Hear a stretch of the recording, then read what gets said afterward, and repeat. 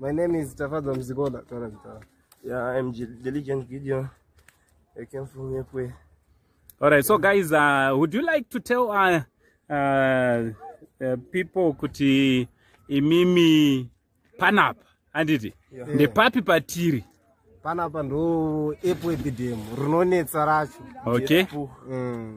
Death pool. Yes. Alright, why is it called the death pool?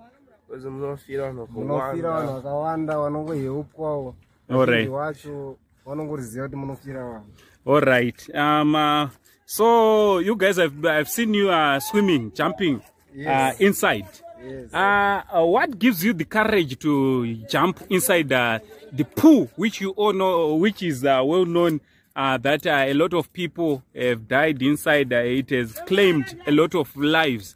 What gives you the courage to jump inside this pool? Courage. All right. All right. All right. So, can you please demonstrate kuti munoita se munojamba se mchibva apa? Pangaite ma meters mangani from here pamakasika kuenda pasa? Tizoziva kuti ma meters mangani Hatisatamboziona kuti ma meters mangani. All right.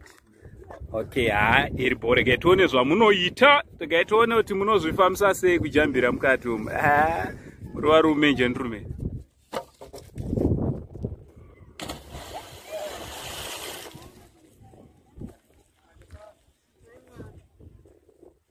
Wow, you can see how this guy jumped inside there, inside the pool of death. You can see how he is swimming. Guys, let's be honest, these guys are talented, and I think Zimbabwe got talent, and Panapaka, we are missing a lot. These guys varikuratidza unyanzvi wekutoti vanogona kutosvika kure. So I urge you all vanoda kusponsor these guys kutoti vatonoswimawo kusvika kure. I think muri kutoona kuti Panapa vanotoswima kusvika kure. Hauzujambera?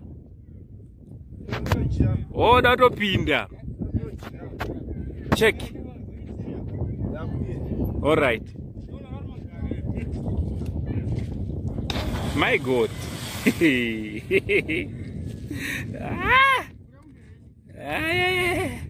Vakomana nezvivinda. Vakomana nezvivinda.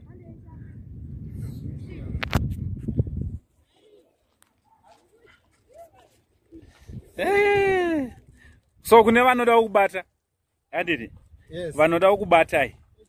Vanoda kuti bata namba dzeri dzinoti kudi 0775856545. All right, zvakare 0775856545. All right. Okay, thanks very much. Thank you. Ende bozudidi saka muri kuita sei panapa pa pool of death?